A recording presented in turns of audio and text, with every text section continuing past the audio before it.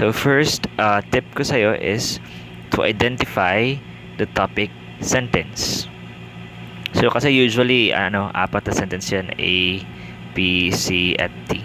So if ma-identify mo yung topic sentence, pwede mo nang tignan ang mga choices kung saan ba doon ang nagsa-start sa topic sentence, and it might help you eliminate some of the choices, or it might give you the answer already. So what is a topic sentence ba? A topic sentence is a stand-alone sentence or statement.